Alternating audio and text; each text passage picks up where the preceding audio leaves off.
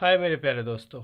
चलिए आज एक नया टॉपिक लेकर आए हैं त्रिकोणमिति में आप लोगों के लिए। आज मैंने सोचा कि आप लोगों के लिए क्यों ना सबसे पहले फार्मूले प्रोवाइड करवा दिए जाए, उसके बाद एक्सरसाइज का शुभारंभ किया जाए। ठीक है, तो फिलहाल एक्सरसाइज तो मैंने एक दो पॉइंट करवा दी है, लेकिन अब इसके बाद पहले फार्मूले देख लेते हैं, उसके बाद फिर, क्योंकि अभी बहुत सारे बच्चों को ये समझ में नहीं आ रहा होगा कि कैसे क्या फार्मूले बन जाते हैं। तो चलिए थोड़ा देख लेते हैं, ताकि मेरे साथ साथ आप लोग जब पढ़ोगे तो आप लोगों को याद हो जाएगा थोड़ा सा, और पता चल जाएगा कौन सा फार्मूला यूज़ होने वाला है ना। तो स्टार्ट करते हैं। सबसे पहले हम इस समय पढ़ रहे थे त्रिकोणमिति।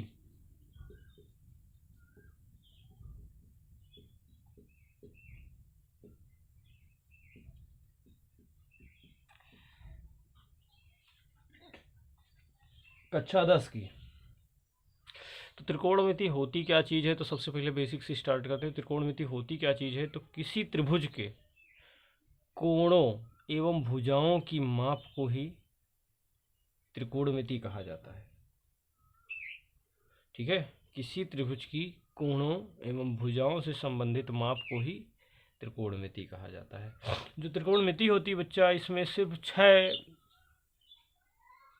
छह सूत्र, मतलब मूलतः छह नाम हैं जिनसे पूरी त्रिकोणमिति बनती है। जैसे कौन कौन से हैं?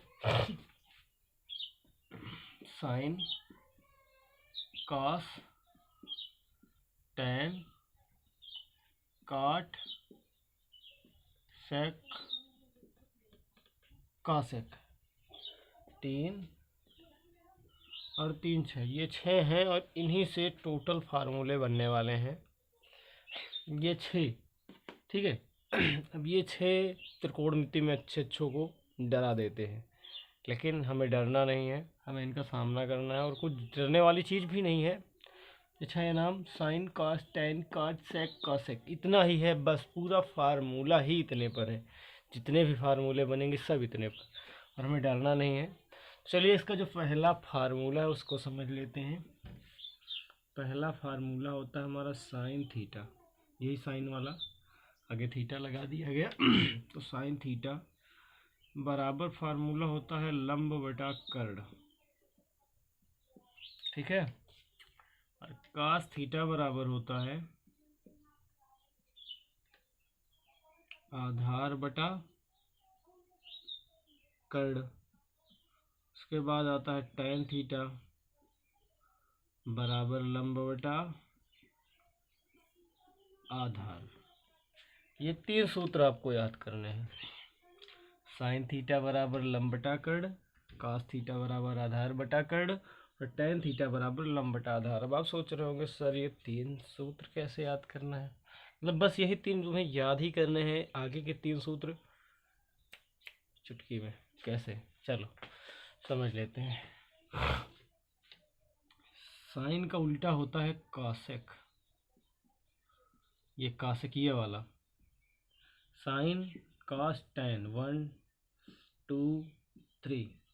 अब 6 से, 6 5 4, तो 5 कितना है? Sec theta.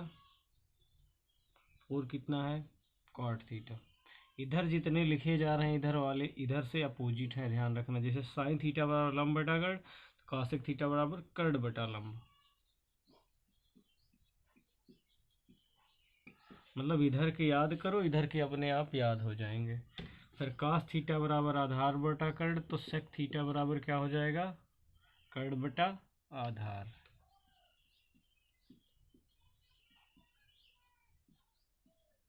ठीक है, उसके बाद काट थीटा बराबर क्या होगा? यहाँ लंब बटा आधार है, तो इधर क्या हो जाएगा? आधार बटा लंब। चलिए चित्र में देख लेते हैं इन फार्मूलों का प्रयोग कैसे किया जाता है।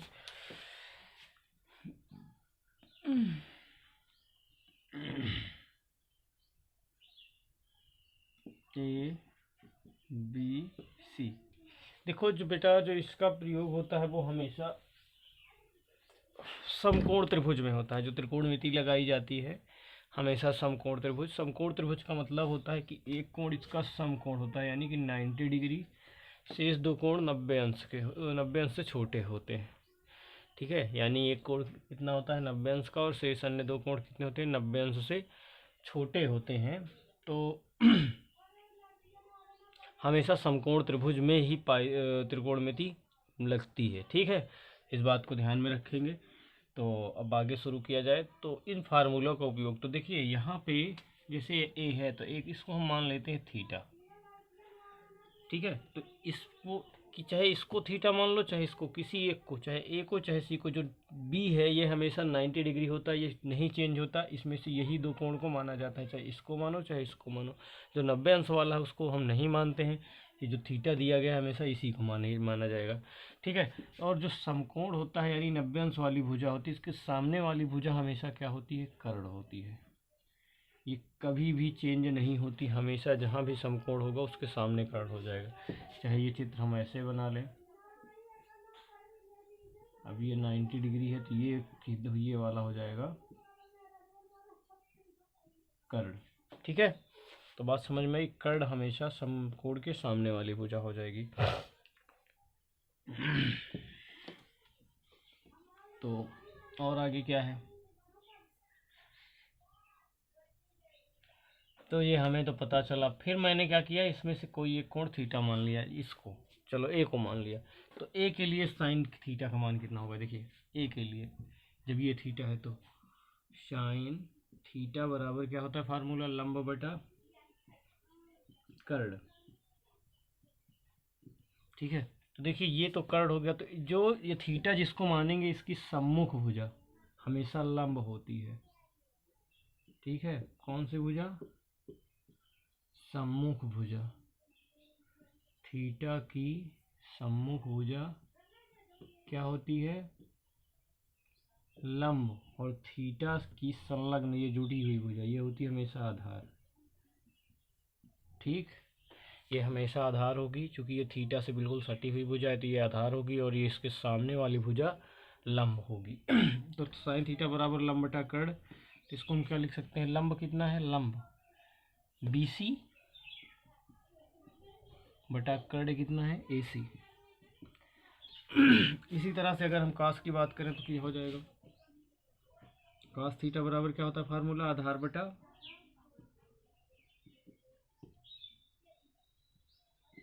कर्ण। तो आधार इसमें कितना है, आधार AB, और कर्ण कितना है, AC, है ना। अगर हम ऐसे ही tan की बात करें तो tan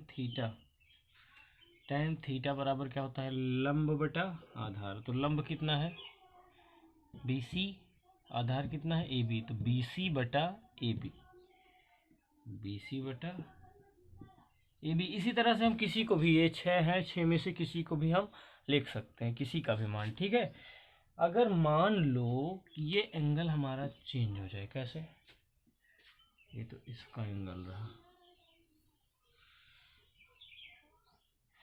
ध्यान रखना भैया, रास्ता इससे इसका इधर से है। एक दूसरा त्रिभुज हम बनाते हैं,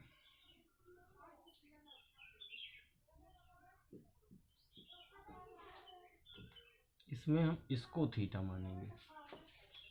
ठीक है, अब इसको थीटा मानेंगे तो ये तो हमारा 90 डिग्री है, तो इसका जो सामने वाली भुजा है ये क्या हो जाएगी, कर्ण, क्योंकि समकोण के सामने वाली भुजा कभी चेंज नहीं होती, हमेशा कर्ण होती है। हाँ, इसकी जो संलग्न भुजा होती है, थीटा की सम्मुख भुजा क्या होती है, लंब। थीटा की सम्मुख भुजा लंब, ये थीटा, इसकी सम्मुख भुजा कौन सी हो गई, ये हो गई, ये इस बार हो जाएगी लंब। अब ये जो बची है ये हो जाएगी आधार। ठीक है, तो अब यहाँ पर साइन थीटा का मान चेंज हो जाएगा। चलिए देखते हैं कैसे। साइन थीटा बराबर क्या होता है, लंब बटा कर्ण होता है ना, फार्मूला लंब बटा कर्ण। तो साइन थीटा बराबर लंब बटा कर्ण, यहाँ पर BC अपान AC निकला है। यहाँ पे देखिए अपने चित्र से क्या हो जाएगा, थीटा बराबर लंब कितना है AB बटा कर्ण कितना है AC, AB अपान AC। यहाँ साइन थीटा का मान कितना निकला था, BC अपान AC, है ना, और यहाँ कितना निकला है AB अपान AC।